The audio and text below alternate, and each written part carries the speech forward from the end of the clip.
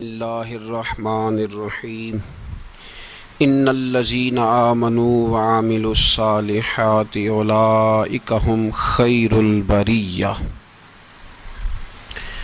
صدق اللہ العظیم وصدق رسولہ النبی الکریم ان اللہ وملائکتہ یصلون علی النبی یا ایہا الذین آمنوا صلوا علیہ وسلموا تسلیما الصلاۃ والسلام علیک یا سید یا نبی اللہ وعلی آلک واصحابک یا حبیب اللہ۔ حمد و صلوات کے بعد آج یکم محرم ہے، اسلامی سال کا پہلا دن ہے۔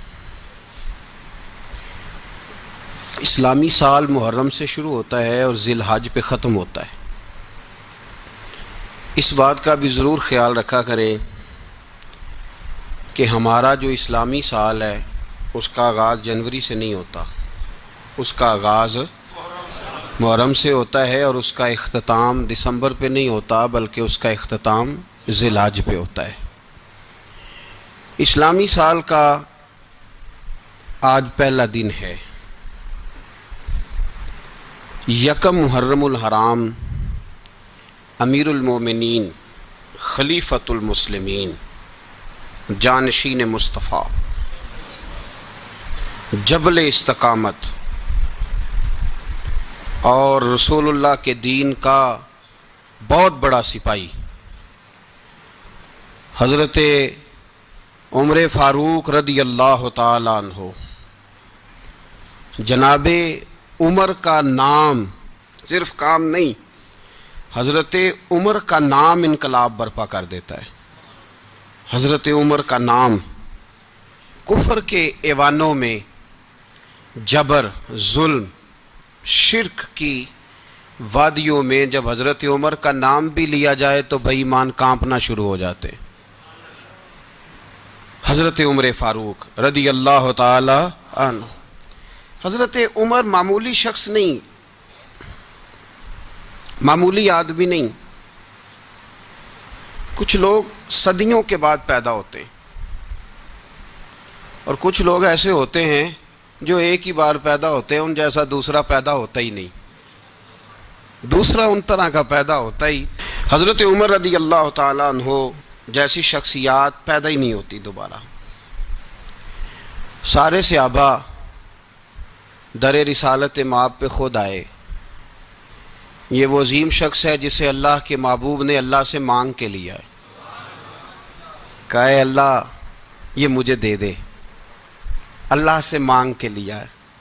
اس لیے صوفیاء کہتے ہیں کچھ مرید ہوتے ہیں کچھ مراد ہوتے ہیں، کچھ مرید ہوتے ہیں کچھ مراد ہوتے ہیں۔ مرید وہ ہوتا ہے جو چل کے آتا ہے، آ کے مرید ہوتا ہے۔ مراد وہ ہوتا ہے جسے کہا جاتا ہے کہ یہ کبھی میرا بن جائے نا، یہ کبھی آ جائے نا، میرا بن جائے، اس کو مراد کہتے ہیں۔ حضرت عمر مصطفیٰ کریم کی مراد ہیں، حضور کی مراد ہیں۔ اللہم اعز الاسلام بے اسلام عمر ابن خطاب، اے اللہ اسلام کو عزت دے دے، میرے عمر کو کلمہ پڑھنے کی توفیق عطا فرما دے۔ اور کیسے دعا مانگی؟ او یار حضرت عمر کی تو اس فضیلت کا کوئی جواب نہیں دے سکتا، میرے رسول پاک علیہ السلام سب کے لیے ہی دعا مانگتے ہیں نا، حضور کی دعا عام ہے، لیکن مصطفیٰ کریم نے کعبے کا غلاف تھام لیا اور غلاف کعبہ کو حضور نے سینے سے لپٹایا اور سینے سے چمٹا کے کہا اے اللہ میں نے تو کبھی سوال ہی زیادہ نہیں کیے، میں کرنے آیا ہوں، مجھے عمر دے دے، عمر دے دے۔ حضور نے مانگ کے لیا۔ اور پھر جب جس کو حضور مانگے اللہ سے، کہ حضرت عمر رضی اللہ تعالیٰ عنہ کا آج یوم شہادت ہے، میرا تو دل کرتا تھا کہ فجر سے باتیں شروع ہوں اور سارا دن ہی عمر کی باتیں ہوتی رہیں، سارا دن جناب عمر کی باتیں، سارا دن، اس لیے کہ ذکر جناب عمر کا ہوگا پر راضی اللہ کے رسول ہوں گے صلی اللہ، تو جاگ کے بیٹھیں، خوش ہو کے بیٹھیں۔ ہمارے ہاں منایا ہی نہیں جاتا، بابے اللہ کیتا ساؤن بھادروں اسو کتا تے منڈے جنوری فروری، تو اسلامی سال بھی گیا اور وہ تاریخیں بھی ساری گئیں، یکم محرم امت مسلمہ کے لیے بہت بڑا دن ہے، بہت بڑا دن. یہ شہادت ہے حضرت عمر فاروق کی رضی اللہ تعالی عنہ. یہاں چھوٹی چھوٹی باتوں پہ گورنمنٹ چھٹی کرتی پھرتی ہے، چھوٹی چھوٹی باتوں. الیکشن ہو گیا تو چھٹی، فلاں جگہ پہ تھوڑا سا کسی نے خبر دے دی کہ کوئی پریشانی ہے تو چھٹی، فلاں جگہ یہ ہو گیا تو چھٹی، یہاں تک کہ فلاں وزیر صاحب فلاں علاقے میں آئیں گے تو سارے علاقے کو چھٹی. اور اب تو اس سے بڑا حال ہونے لگا ہے، اگر جن لوگوں کی سندھ میں حکومت ہے ان کے لیڈر کا دن آیا تو اس دن چھٹی، اور جن کی پنجاب میں حکومت ہے ان کا دن آیا تو چھٹی. ہمارا مطالبہ ہے حکومت پاکستان سے، اگر سر اٹھا کے جینا چاہتے ہو تو یکم محرم کو چھٹی کیا کرو. اگر سر اٹھا کے جینا چاہتے ہو تو یکم محرم کو چھٹی کرو جناب عمر کے دن. اور ملت کے جوانوں کو بتاؤ کہ اگر عزت کی زندگی جینا چاہتے ہو تو اس طرح جیو جس طرح فاروق اعظم جی کے گئے ہیں. عزت اور وقار کی زندگی. جمہوریت حضرت عمر سے سیکھنی پڑے گی، حکومت کرنے کے طریقے حضرت عمر سے. رعایا کو سیکھنا پڑے گا کہ امیر کس طرح بنایا جاتا ہے اور امیر کس طرح کے ہوتے ہیں. یہاں لوگ ہمیں یورپ کی مثالیں دیتے ہیں، لوگ یہاں ہمیں آ کر کے امریکہ کی مثالیں، انہیں کیا پتا حکومت کیا ہوتی ہے. وہ کہتے ہیں جی وہ سائیکل پہ جاتا ہے ان کا حکمران. میں نے کہا وہ سائیکل پہ جاتا ہے؟ میرے عمر فاروق مدینے سے مکے گئے تھے تو پیدل ہی حج کرنے چلے گئے، پیدل ہی. اور جناب عمر فاروق رضی اللہ تعالیٰ عنہ عید کی نماز پڑھانے گئے. عید کی نماز عمر خطبہ عید دینے گئے. اور اس زمانے میں کون سا غریب ہے جو ننگے پاؤں جاتا ہو؟ کون سا غریب ہے جو مسجد ننگے پاؤں جاتا ہو؟ لوگوں نے تو 3 قسم کی چپلیں رکھی ہوئی ہیں. ایک مسجد جانے کی علیحدہ ہے، گھر پہننے کی علیحدہ ہے، شادی بیاہ پہ جانے کی چپل علیحدہ ہے. حضرت عمر فاروق رضی اللہ تعالیٰ عنہ نکلے عید کا خطبہ دینے کے لیے تو بیوی سے کہنے لگے جوتا. اس نے کہا صاحب اتنی دفعہ ٹوٹا ہے اب گانٹھا نہیں جا سکتا، اتنی دفعہ ٹوٹا ہے کہ اب دوبارہ پیمند نہیں لگ سکتے. تو حضرت عمر کہنے لگے چل کوئی حرج نہیں، بغیر جوتے کے ننگے پیر ہی چلتے ہیں، کوئی حرج نہیں. تو کہنے لگے لوگ کیا کہیں گے؟ فرمایا چپ کر. لوگ جس دن عمر نے یہ دیکھ لیا نا لوگ اس کے بارے میں کیا کہتے ہیں، اس دن عمر نہیں رہے گا. تو کہا پھر آپ کا نظریہ کیا ہے؟ فرمایا میرا نظریہ یہ ہے کہ رب رسول میرے بارے میں کیا کہتے ہیں. لوگوں کا کیا ہے؟ لوگ کل کسی کے بارے میں کچھ کہتے ہیں اور پرسوں کچھ کہتے ہیں. میرا نظریہ یہ ہے کہ رب رسول میرے بارے میں ننگے پیر عمر جا رہے ہیں. کون جی؟ میں بڑا ماڑا. اچھا جناب کیا غربت ہے؟ 10 قسم کے جوڑے لٹکے ہوئے ہیں کمرے میں اور پہننے کی فرصت نہیں. سویرے کیا پہننا ہے، شام کیا پہننا ہے، 15 سوٹ کٹھے استری ہو کے لانڈری والا بھیج رہا ہے. اور تو غریب ہے، تو بہت بڑا غریب ہے. اس لیے کہ غربت پیسوں کی وجہ سے نہیں ہوتی، غربت تو دل کی ہوتی ہے. تو واقعی بڑا غریب ہے اور تو غریب ہی رہے گا. امیر تو عمر فاروق تھے جو ننگے پاؤں چلے گئے عید کی نماز پڑھانے. تو رستے میں جو ملا کہنے لگا عمر جوتا تو پہن لو. فرمایا تمہیں عمر کا جوتا نہ پہننے کا نقص تو نظر آیا ہے، کوئی حرج نہیں. اگر عمر کو کبھی بتانا ہوا تو وہ والا نقص بتانا جو عمر کی سیرت میں پیدا ہو، کردار میں پیدا ہو، وہ والا نقص بتانا. یہ چھوڑو جوتے آتے جاتے رہتے. ننگے پاؤں گئے، پاؤں دھوئے، نماز پڑھائی، لوٹ آئے. او بھائی یہاں تو ہمارا بناؤ سنگار اترنا، جتنی توجہ کپڑوں کی طرف ہے اتنی توجہ کبھی ہماری علم کی طرف ہوتی نا، جتنا ذوق شوق ہمارا بناؤ سنگار کی جانب ہے، اتنا بناؤ سنگار کبھی ہمارا اخلاقیات کی جانب ہوتا تو معاملات بڑی حد تک سنورے ہوئے ہوتے. حضرت سیدنا فاروق اعظم رضی اللہ تعالی اپنی زندگی کو ترتیب دیا. ایک دن بھی خلافت نہیں مانگی اللہ سے. حضرت عوف بن مالک اشجعی ایک صحابی ہیں. حضرت عوف بن مالک رضی اللہ تعالیٰ عنہ فرماتے ہیں کہ جناب ابو بکر صدیق کا زمانہ تھا تو میں نے خواب دیکھا. میں نے خواب میں جناب عمر کو دیکھا اور میں نے دیکھا کہ کوئی کہنے والا کہہ رہا ہے کہ عمر وہ ہے کہ اللہ کے رستے میں کوئی اسے جتنا مرضی برا بھلا کہے یہ پرواہ نہیں کرتا. کس کے رستے میں؟ بولے سارے. اس کا مطلب ہے اللہ کے رستے میں لوگ برا بھلا بھی. قرآن مجید نے کہا وَلَا يَخَافُونَ لَوْمَةَ لَائِمٍ. کچھ لوگ ایسے ہیں جو برا بھلا کہنے والوں کی پرواہ تو پرواہ نہیں کرتے. آپ یقین کریں اگر پرواہ شروع ہو جائے نا تو دین کا کام ختم ہو جائے. نہ کوئی تقریر کرے، نہ کوئی تدریس کرے، نہ کوئی پیری مریدی کرے، ختم ہو جائے اگر باتوں کی پرواہ ہو. لیکن وہ پرواہ، حضرت عوف بن مالک اشجعی کہتے ہیں میں نے خواب میں دیکھا کہ عمر وہ ہے جو کسی کی پرواہ، اور دوسری بات میں نے یہ دیکھی کہ عمر خلیفہ بنے گا، اور تیسری بات میں نے خواب میں یہ دیکھی کہ عمر شہید بھی کیا جائے گا، عمر شہید بھی ہوگا. یہ میں نے 3 باتیں خواب میں دیکھی. فرماتے ہیں میں نے آ کے خواب حضرت ابو بکر صدیق کو سنائی، وہ خلیفہ تھے. وہ کہنے لگے ٹھہر جا، میں عمر کو بلاتا ہوں، اس کے سامنے دوبارہ سنانا، اس کے سامنے. فرماتے ہیں میں نے بلایا حضرت عمر فاروق کو، آ کے بیٹھے، خواب شروع ہوا. کہ ایک بات تو میں نے یہ دیکھی کہ آپ ملامت کرنے والے کی پرواہ نہیں کرتے، دوسرا آپ خلیفہ بنے گے. جناب عمر کہنے لگے چپ کر، ابو بکر کے سامنے ہی کہہ رہا ہے، چپ کر، خلیفہ کے سامنے ہی کہہ رہا ہے. تو حضرت ابو بکر صدیق کہنے لگے عمر اسے کہنے دو، مجھے لگتا ہے رب کی رضا یہی ہے کہ میرے بعد اگر مصطفیٰ کا منبر ملے تو عمر کو ملے، اسے کہنے دو کہنے دو. یار یہاں تو لوگ ڈینگے مارتے ہیں، یہاں تو لوگ دعوے کرتے ہیں میرے سامنے فلانے کو بھی بٹھاؤ، فلانے کو بھی بٹھاؤ، اس کو کیا پتا، اس کو کیا پتا. یہ تو بڑکے مارنے کا دور ہے. حضرت عمر رضی اللہ تعالیٰ عنہ کو تیسری بات کہی. حضرت عوف بن مالک نے کہا اب شہید کیے جائیں گے، میں نے خواب دیکھی ہے. نیک لوگوں کے خواب بڑی حد تک سچے ہوتے ہیں. کہا میں نے خواب دیکھی ہے. تو حضرت عمر کہنے لگے شہید تو دلیر لوگ ہوتے ہیں، شہید تو دلیر، جسے سارا زمانہ دلیر کہہ رہا ہے وہ اپنے بارے میں کیا کہہ رہے ہیں؟ کہتے ہیں شہید تو دلیر. میں تو کاہل سا آدمی ہوں، سست آدمی ہوں، میں تو اتنا کام ہی نہیں کرتا. تو یہ خواب تو نے جو دیکھا ہے نا پھر سے دیکھنا.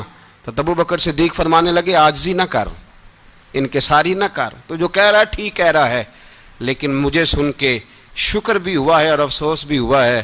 افسوس اس بات کا کہ تیرے جیسا بطل عظیم چلا جائے گا، اور شکر اس بات کا کہ رب تجھے زندگی بھی اعزاز والی دے گا، اور شہادت کی موت دے کے اللہ تجھے موت بھی عزت والی عطا فرمائے گا. اللہ موت بھی تجھے عزت والی دے گا، تجھے کاہلوں جیسی موت اللہ. حضرت فاروق اعظم رضی اللہ. او بھائی یہاں تو اس زمانے کا سب سے بڑا مسئلہ پروٹوکول ہے. لوگوں کو پتہ ہوتا ہے کامل پیر ہے، کامل مرشد ہے، لوگ نہیں جاتے. میں کسی کا مرید ہو جاؤں میرا پروٹوکول کدھر گیا؟ پتہ ہوتا ہے یہ کامل استاد ہے، میں اس کے پاس بیٹھوں گا تو میری تربیت کرے گا، لیکن لوگ شاگرد نہیں بنتے. میں کدھر گئی؟ یہ جو پروٹوکول کی مصیبت ہے نا، اس نے بڑے بڑے لوگ زیرو کر دیے، بڑے بڑے لوگ. اور یہ مت سمجھے کہ آپ کا وزیر اعظم پروٹوکول لیتا ہے یا آپ کا صدر پروٹوکول، وزراء، ایسی کوئی بات نہیں. ہم چھوٹے طبقے سے لے کر بڑے سارے پروٹوکول کے قائل ہیں. ہمارا تو داماد بھی کہتا ہے کہ مجھے پوچھا نہیں میں تمہارے گھر کیوں آؤں. ہمارا تو بھائی ہر شخص اعلان کرتا ہے پروٹوکول کا، فلانے نے عزت نہیں دی تو واپس آ جاؤ، فلانے نے سلوٹ نہیں کیا تو واپس آ جاؤ. لوگ جہاں سلوٹ کرنا چاہیے وہاں بھی سلوٹ کرانے کے قائل ہیں. پر حضرت عمر رضی اللہ تعالی، حضرت عمر کی سادگی اور پھر جناب عمر کی عاجزی، جب انسان اپنے اوپر سوار کر لیتا ہے نا، سوار کر لیتا ہے، میں بدکار پرانا خادم، کسے در ملی نی ٹوئی، تے واصف یار نے نظر جو کیتی تے واصف ہی ہو. میں اکثر سوچتا ہوں حضور نے جہاں بھی کہا نا، فرمایا میرے بعد نبی ہوتے تو خطاب کے بیٹے عمر ہوتے. حضور نے فرمایا عمر جس رستے سے جاتا ہے شیطان وہ رستہ بدل جاتا ہے. نبی پاک صلی اللہ علیہ وسلم نے فرمایا میرا عمر وہ ہے کہ اس کی زبان پر حق جاری ہے. حضور علیہ السلام نے فرمایا 950 سال حضرت جبریل میرے عمر کی شان بیان کریں تو ان کی عظمت ختم نہیں ہوتی. 950 سال جبریل عظمت بیان کرے تو ختم نہیں ہوتی. یہ بات ہے حضرت عمر کی. اور فرمایا عمر ابو بکر کی نیکیوں میں سے ایک نیکی ہے. یہ شان ہے اب عمر فاروق رضی اللہ تعالیٰ عنہ کی. حضور نے فرمایا میرے بعد نبی ہوتے تو عمر ہوتے، جس گلی سے عمر آئے شیطان رستہ بدل جائے. میرے عمر فاروق کی شان 950 سال بیان ہو تو ختم نہ ہو. عمر کی زبان پر اللہ حق بیان کرتا ہے، جو عمر کہتا ہے وہی رب کر دیتا ہے۔ حضور ساری زندگی فضیلتیں بیان کرتے رہے، عمر جواب میں کیا کہتے ہیں؟ کوئی بتائے نا کہ یہ والی حدیثیں کبھی عمر نے بھی روایت کی ہوں کہ حضور نے میرے بارے میں یہ کہا ہے۔ یہ روایتیں وہ روایت نہیں کرتے، ان سے جب لوگ کہتے عمر تیری بڑی بات ہے تو عمر رو پڑتے، کہتے میں تو اونٹ چرانے والے باپ کا بیٹا ہوں، میں تو اونٹ چرانے والے باپ کا بیٹا، اونٹ چرا۔ اس سے آگے عمر گئے ہی نہیں ساری زندگی، اس سے آگے لفظ ہی نہیں ادا کی۔ اور میں تو بھائی اونٹ چرانے والا، میرا باپ تو اونٹ چرایا کرتا تھا، 10 اونٹ تھے، میری ڈیوٹی ہوتی تھی، سنبھالے نہیں جاتے تھے، ابا ڈنڈوں سے مارتا تھا۔ ساری زندگی عمر حج کرنے گئے، ایک خشک تنا کھجور کا عمر فاروق رضی اللہ تعالیٰ عنہ نے اس کو اپنے کلاوے میں لیا، رونے لگے۔ لوگوں نے کہا عمر کیا ہوا؟ فرمانے لگے یہاں میں اونٹ چرایا کرتا تھا، یہاں میں اونٹ چراتا تھا، 10 اونٹ سنبھالے نہیں جاتے تھے۔ دیکھو رسول اللہ کی شان، آج ساری امت چلانے کا طریقہ عطا فرما دیا ہے، ساری نظریے سے پیار۔ یار پیسہ کس کو برا لگتا ہے؟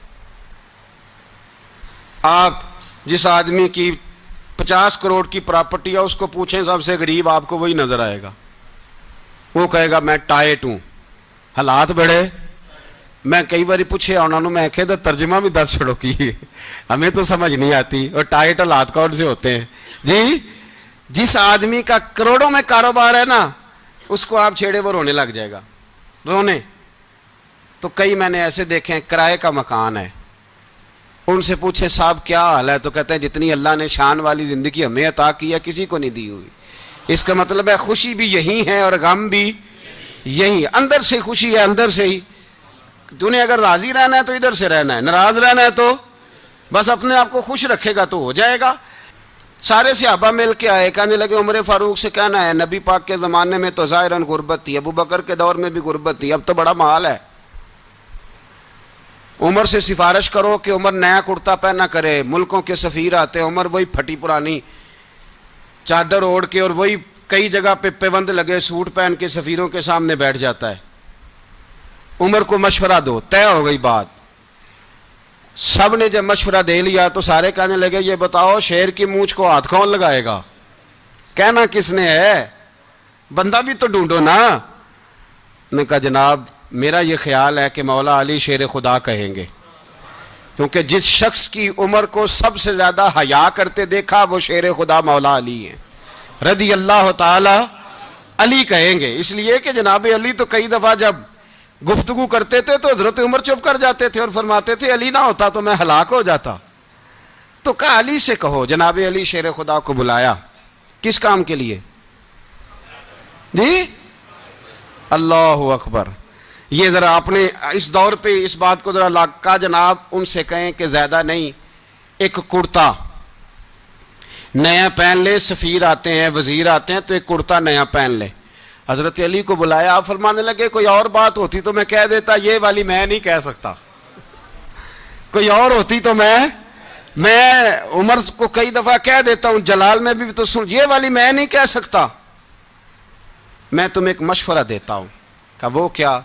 کہنے لگے سیدہ عائشہ صدیقہ سے کہو، وہ مومنوں کی ماں ہیں، عمر ٹالے گا نہیں۔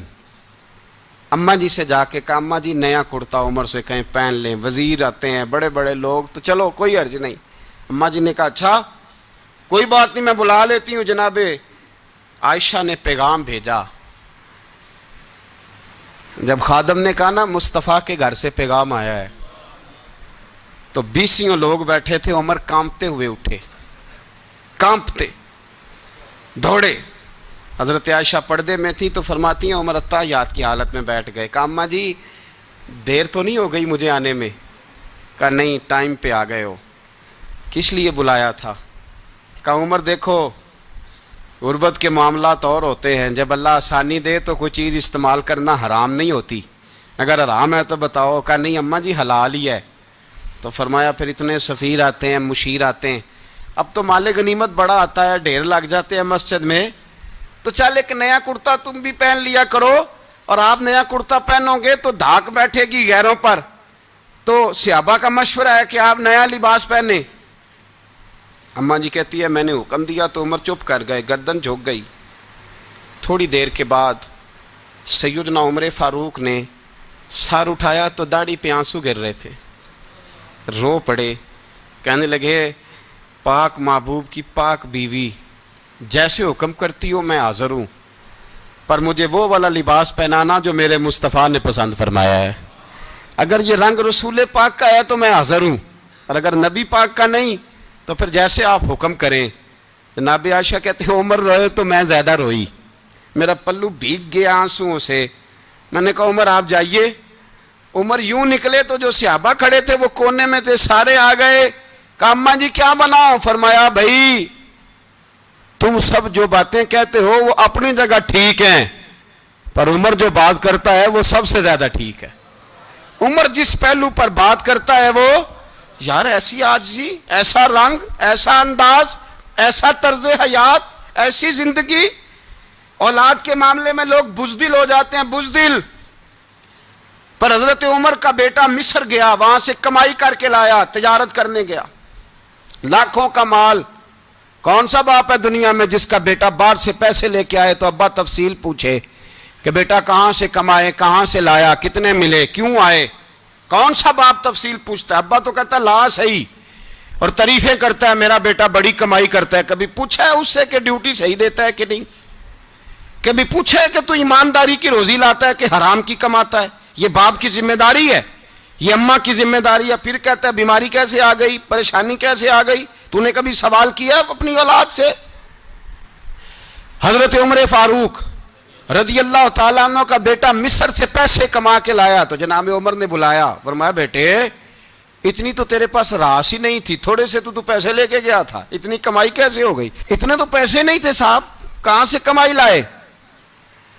اس نے کہا ابا جی وہ جو میرے چچا ہے نا مصر کے گورنر، آپ کے دوست، انہوں نے میری مدد کی ہے۔ فرمایا جتنے لوگ گئے تھے سب کی ہے مدد اس نے؟ کہا نہیں صرف میری کی۔ فرمایا تیری کیوں کی؟ تیری کیوں کی؟ کہا حضور آپ کے دوست ہیں۔ فرمایا چپ کر، حضور انہوں نے مجھے اتنے پیسے دیے، میں نے کاروبار میں ڈالے تو نفع آیا تو میں ان کی رقم دے کے۔ فرمایا خاموش ہو جا، باقی جتنے لوگ گئے تھے سب کی مدد کی اس نے؟ کہا نہیں حضور صرف میری کی۔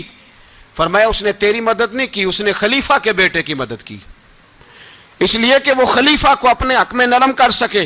فرمایا آدھا مال تیرا ہے، آدھا مال غنیمت کا ہے، مال خزانہ کا ہے، مسلمانوں کا ہے، اس لیے کہ تو جو وہاں سے مال کما کے لایا ہے وہ اپنے باپ کے خلیفہ ہونے کی وجہ سے کما کے لایا ہے، لہذا رکھ ادھر۔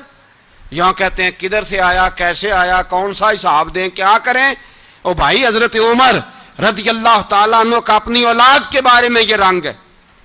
ایک جنگ سے نا خوشبو آئی، خوشبو بڑی مہنگی ہوتی تھی، عرب میں خوشبو آج بھی بڑی مہنگی ہے، وہ زیادہ استعمال کرتے ہیں۔ میری باتوں کی سمجھ آ رہی ہے میرے بھائیوں؟ بڑی مہنگی خوشبو تھی۔ جب وہ خوشبو آئی تو حضرت عمر نے کہا، گھر میں پہلے پہنچی حضرت عمر کے، چونکہ زیادہ عورتیں استعمال کرتی تھی گھر کے اندر خوشبو، مرد بھی لگاتے تھے۔ حضرت عمر نے اپنی بیوی سے کہا، آپ کی زوجہ تو تھی وہ بڑی خوشبو کو پسند کرتی تھی۔ حضرت عمر نے اپنی زوجہ سے کہا کہ خوشبو لاؤ، میں نے ایک عورت کی ڈیوٹی لگائی ہے، وہ خوشبو تول کے نا تو بھائیسا برابر صحابہ میں بانٹ دے گی۔ تو آپ کی زوجہ کہنے لگی کسی بی بی کی ڈیوٹی لگانے کی کیا ضرورت تھی، میں جو موجود تھی میں بانٹ دیتی ہوں تول کے بھائیسا برابر۔ آپ نے فرمایا نہیں تو رہنے دے، وہ فلانی بی بی بانٹے گی۔ کہا حضور میں نے بھی بانٹنی ہے، میرے پہ کچھ حق ہے؟ آپ نے فرمایا نہیں، تو تفصیل نہ پوچھ، تو خوشبو دے دے، کوئی اور بانٹے گی۔ خاتون خانہ تھی نا، کہنے لگی نہیں مجھے بھی آج آپ کو بتانا ہی پڑے گا کہ کوئی جو بانٹ سکتی ہے تو میں کیوں نہیں بانٹ سکتی؟ زوجہ کہتی عمر نے بات کی تو میری چیخیں نکل گئیں۔ حضرت عمر فرمانے لگے جب تو خوشبو بانٹے گی نا تیرے ہاتھوں کو بھی لگے گی، تیرے دوپٹوں کو بھی لگ جائے گی۔ اگر رب کریم نے مجھ سے سوال پوچھا کہ عمر خوشبو تو مسلمانوں کی تھی، تیری بیوی کے دوپٹے کو کیوں لگ گئی، تو میں اللہ کے حضور کیا جواب دوں گا؟ اگر اللہ نے یہ سوال کیا کہ تیری بیوی نے کیوں لگائی، وہ تو حصہ تھا مسلمانوں کا، تو نے تیری بیوی نے کیوں لگائی؟ تو فرمایا میں نہیں چاہتا کہ اللہ کے حضور مجھے اور تجھے باز پرس ہو، لہذا کسی اور کو بانٹنے دے۔ زوجہ روئی اور تڑپ کے کہنے لگی عمر مجھے لگتا ہے صبح قیامت بھی تیری بیوی ہونے کی وجہ سے اللہ مجھے جنت عطا فرما دے گا، تیری زوجہ ہونے کی برکت سے۔ بھائی یہ معیار رکھا، خدا کی قسم ایسا شخص تاریخ میں دوبارہ نہیں آیا۔ اتنا بڑا آدمی، اتنا بڑا شخص، اتنا بڑا آدمی، اور پھر رنگ یہ ہے کہ عمر 22 لاکھ مربع میل کا حکمران، 22 لاکھ، اور کھجور کے درخت کے نیچے مٹی کا ڈھیلا لے کے سو گئے ہیں، پرواہ کوئی نہیں، کوئی مسئلہ ہی نہیں۔ 2 غلام ساتھ بیٹھے تو ایک روٹی حضرت عمر نے گھر سے منگوائی، تھوڑا سا سرکہ، تو غلام کہنے لگے ہم نے بھی کھانی ہے۔ فرمایا کوئی حرج نہیں، روٹی کو پیٹ بھر کے کھانا ضروری تو نہیں، 3 حصوں میں بانٹ لیتے ہیں۔ ایک آدمی آیا ہوا تھا مصر کا رہنے والا ملنے کے لیے، اس نے پوچھا عمر کدھر ہے؟ تو کہا وہ ادھر جاؤ مسجد میں بیٹھے ہوں گے، اور واپس آیا تو کہنے لگا وہاں تو 3 غلام بیٹھے ہیں، ایک روٹی بانٹ بانٹ کے کھا رہے ہیں، لگتا ہے کئی دنوں سے روٹی نہیں ملی۔ کہا 3 غلام تو کوئی نہیں، وہاں 2 ہی تھے، تیسرے تو امیر المومنین تھے۔ اس نے کہا نہیں نہیں 3 غلام ہیں، کپڑے بھی ایک طرح کے پہنے ہوئے ہیں، بلکہ 2 کے تو پھر صحیح ہیں، تیسرے کے تو زیادہ ماڑے ہیں، کپڑے بھی ایک طرح کے، کھانا پینا بھی ایک طرح کا، اور ان کا نشست برخاست بھی ایک طرح کی ہے، لہذا کوئی فرق نہیں۔ حضرت ابو ہریرہ کہتے ہیں میں لے کے آیا، اور جناب عمر کو جب میں نے کچی زمین میں تامت سمیٹ بیٹھے دیکھا تو میں رو پڑا۔ میں نے اس مصر سے آنے والے کو کہا تو اس کے جلوے دیکھ، اگر اس کی ذات میں اتنا حسن ہے تو محمد عربی کا مقام کیا ہوگا؟ یہ مقام غور ہے، مقام غور۔ 10 محرم کو لوگ دیگے پکائیں گے نا؟ نہیں پکانی ہے؟ کوئی بول دے نہیں، ہاں نہ نہیں کر دے، پروگرام بدلیا تو نہیں دی عید کی کہ وہی کام شروع ہوا ہے لات ٹائٹ ہونے والا؟ کیوں جی پکنی ہے نا دیکھیں 10 محرم کو انشاءاللہ تعالی، ہم بھی پکائیں گے انشاءاللہ، یہاں بھی پروگرام ہوگا۔ تو 10 محرم کو جو دیگ پکنی ہے تو ایسا نہیں ہو سکتا کہ 1 محرم کو حضرت عمر کے نام کی بھی کوئی پک جائے۔ اگر امام حسن حسین کے نام کی دیگیں پکیں تو جو امام حسن حسین کے سے پیار کرنے والے ہیں، جو امام حسن حسین سے، ہم لوگوں نے بھی عجیب رٹا اپنایا ہے نا، ہم لوگ بات کا ایک پہلو دیکھتے ہیں دوسرا نہیں دیکھتے۔ حضرت امام حسن اور حسین کو بھی نبی پاک نے شہید کہا، اور جناب عمر کو بھی رسول اللہ نے خود شہید فرمایا ہے، فرمایا شہید ہے، خود فرمایا اپنی زبان سے کہ یہ شہید ہے، خود میرا عمر شہید ہے۔ تو ان کے نام کی دیگ نہیں پکنی چاہیے، اس طرف نہیں ہماری توجہ ہونی چاہیے۔ اور اہل بیت نبو، یہ بات میں پہلے بھی کرتا ہوں، آج پھر کرنا ضروری سمجھتا ہوں، اہل بیت کا پیار، سن لو کان کھول کے، اہل بیت کا پیار اگر ہمیں کسی نے سکھایا ہے تو سیدنا عمر فاروق نے سکھایا ہے۔ اہل بیت نبوت کی محبت اگر کسی نے سکھائی ہے تو کس نے سکھائی ہے؟ بول کے بتائیے، حضرت عمر نے۔ اہل بیت کا پیار ہمیں حضرت عمر نے بول کر کے سکھایا ہے۔ بھائی یاد رکھیں، کسی کی طاقت نہیں تھی دم مارنے کی حضرت عمر کے سامنے، طاقت ہی نہیں تھی، کیسر و کسرا کانپ جاتے تھے، جرأت ہی نہیں کرتے تھے حضرت۔ اور ہمارے تو تعلقات بڑے ہیں نا غیروں سے۔ حضرت ابو موسیٰ اشعری رضی اللہ تعالیٰ عنہ فرماتے ہیں میرا منشی سائی تھا، وہ کاتب کہتے تھے وہ لوگ، میرا حساب کتاب عیسائی تھا۔ تو فرماتے ہیں ایک دن میں نے وہ سارا حساب کتاب لین دین کے حضرت عمر کو دکھائے تو فرمانے لگے جس نے لکھے ہیں اس کو بلاؤ۔ کہنے لگے حضور مسجد نہیں آ سکتا۔ کیوں نہیں آ سکتا؟ کہنے لگے وہ عیسائی ہے۔ کہتے ہیں حضرت عمر جلال میں آ گئے، آپ فرمانے لگے جنہیں رب دور کرتا ہے تم کیوں قریب کرتے ہو؟ جنہیں اللہ دور کرتا ہے۔ فرمایا تم غیروں کو اگر عہدے دو گے تو اپنوں کا کیا بنے گا؟ اگر تم غیروں کو عہدے دو گے تو اپنوں کا، یہ سوچ ہے جو آج برما کے مسلمانوں کے لیے بھی ضروری ہے۔ کہا اگر تم غیروں کو عہدے دو گے تو اپنوں کا۔ ہم نے غیروں کو عہدے دیے تو دیکھا نا اپنے کس طرح کاٹے جا رہے ہیں۔ غیروں کو جو عہدے دے دیے، یارانے سارے غیروں سے، روز دعویٰ ہوتا ہے چین ہمارا سجن ہے، چین ہمارا دوست ہے۔ او بھائی دوست ہے تو اس سے کہو نا کہ برما تو تمہاری ایک چھوٹی سی ریاست ہے، چین کے بغیر تو وہ سانس بھی نہیں لے سکتا، اس کو کہو نا اس حکومت پہ دباؤ ڈالے۔ لیکن ہم لوگوں نے غیروں کو عہدے دیے تو اپنے پس گئے۔ حضرت عمر کہتے تھے ذمی کا ہم ادب کریں گے، ذمی کافر کا ہم، ایسا کافر جو مسلمان ریاست کو قبول کرے، بدامنی نہ پھیلائے۔ ایک آدمی کو آپ نے دیکھا آنکھوں سے نابینا ہے اور بھیک مانگ رہا ہے. تو حضرت عمر کو نظر آ گیا. فرمایا کون ہو؟ اس نے کہا میں یہودی ہوں. فرمایا بھیک کیوں مانگتے ہو؟ کہا جب تک تندرست تھا مسلمانوں کو جزیہ دیتا تھا, بوڑھا ہو گیا ہوں کیا کروں. حضرت عمر نے گھوڑے کی پشت پہ بٹھایا, کافر کو گھوڑے کی پشت پہ بٹھایا اور بٹھا کے مدینے لائے. حضرت علی شیر خدا وزیر خزانہ تھے. فرمایا علی اس کا وظیفہ جاری کرو.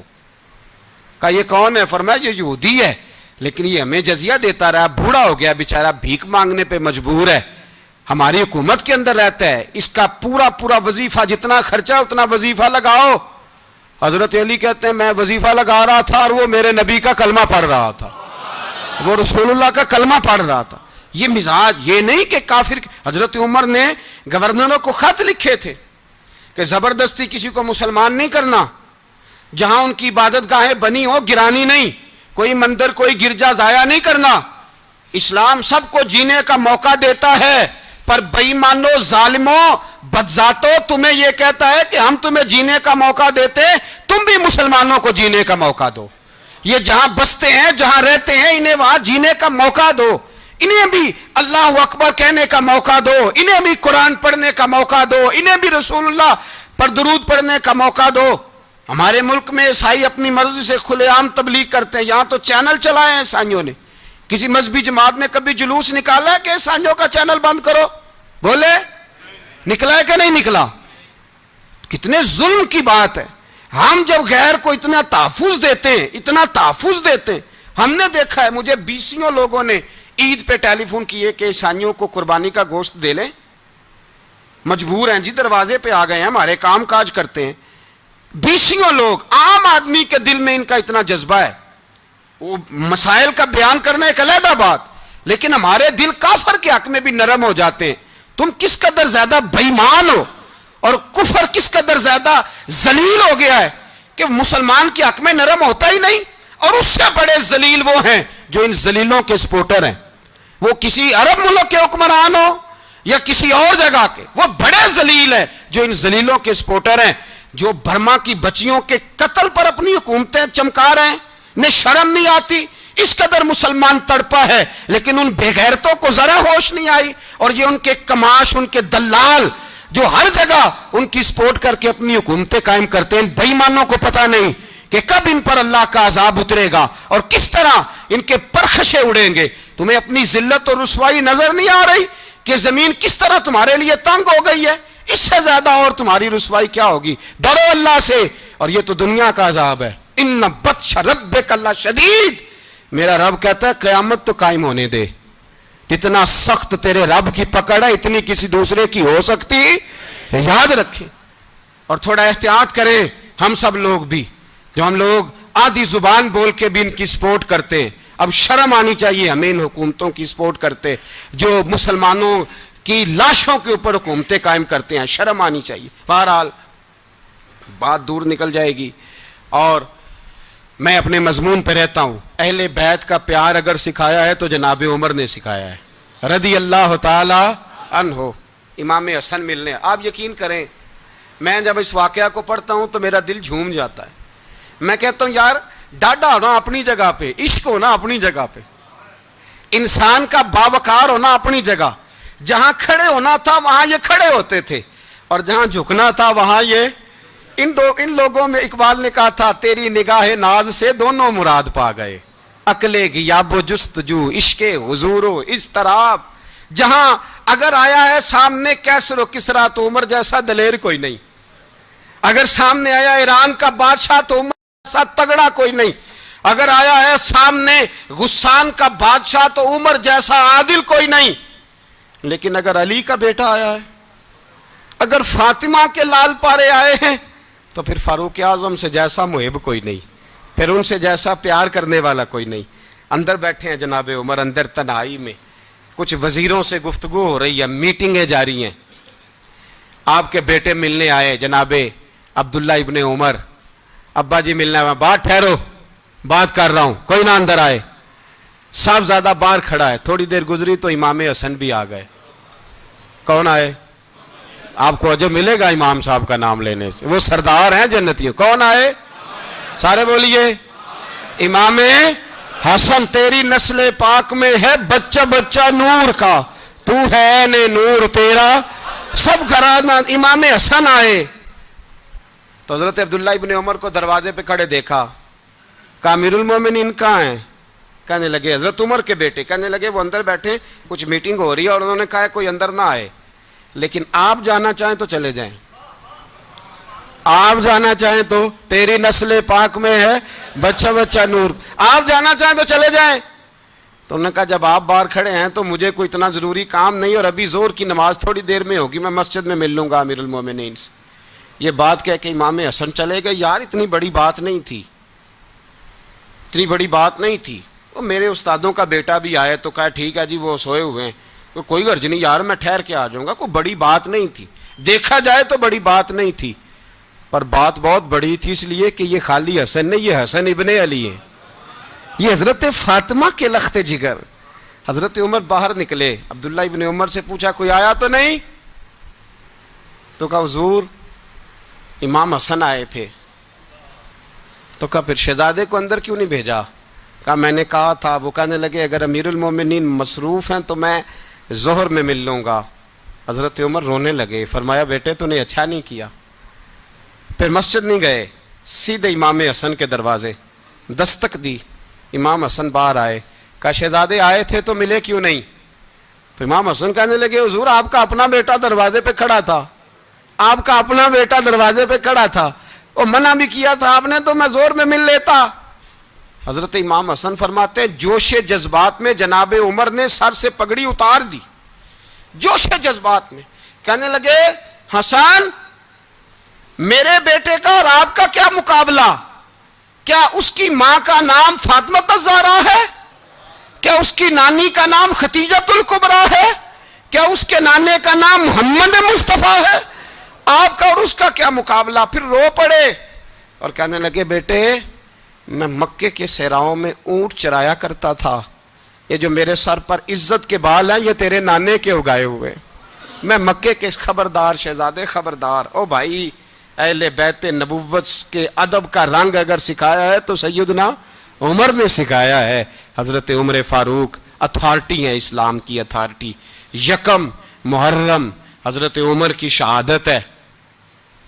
یہودی بول اٹھا, کافر بول اٹھا. اگر 6 مہینے عمر دنیا میں اور رہتے تو دنیا میں کوئی کافر موجود نہ ہوتا. 6 مہینے. اور جب اس بطل جلیل کا جنازہ اٹھا, اللہ بخاری پڑھیے نا, اللہم ارزقنا شہادت فی سبیلک, اللہ بسترے کی موت نہ دینا, شہادت کی دینا. عمر شہید ہوئے, مسجد نبوی میں نماز پڑھاتے, اور جب جنازہ اٹھا تو مدینے کا پھر پیچھے جو دلیر بچے وہ مولا علی تھے. مولا علی, جناب عمر کا جنازہ اٹھا تو سب سے پہلی ہائے جو نکلی وہ حضرت علی کی زبان سے نکلی, اور حضرت علی کی ساری داڑھی آنسوؤں سے بھر گئی. لوگوں نے کہا کہ علی کیا ہوا؟ فرمانے لگے تم دیکھ نہیں رہے جنازہ کس کا اٹھا ہے, پلٹ کے دیکھو تو صحیح, پتہ نہیں یہ کون گیا ہے. کہ حضور کیا ہوا؟ آپ فرمانے لگے عمر اس طرح کے کام کر کے گیا ہے, اب ان کے رستوں پہ کون چلے گا؟ کون اس کے جگر راہ وفا میں؟ میں نقش ایسے چھوڑ آیا ہوں, میں جس منزل سے گزرا ہوں وہ اب تک یاد کرتی ہے. حضرت علی حضرت عمر کے جنازے پہ کھڑے ہو کے کہتے ہیں اللہ مجھے اس طرح کے عمل کرنے کی توفیق دے جس طرح کے عمر کر کے گیا. میرے بھائی بطل عزیز, بطل حریت حضرت عمر رضی اللہ تعالیٰ عنہ, جو اپنی زندگی انقلاب والی گزار کے گئے. عمر جب دنیا سے گئے تو 80 دینار کا قرضہ تھا, 22 لاکھ مربع میل کا حکمران. اور اپنے بیٹے سے کہنے لگے بیٹے کوشش کرنا تیرے خاندان والے مل کے میرا قرضہ اتار دے, میری قبر پہ بوجھ نہ رہے, اور اگر خاندان والے مدد نہ کریں تو میرے دوستوں سے بات کرنا, وہ مدد نہ کریں تو پھر علی سے بات کرنا.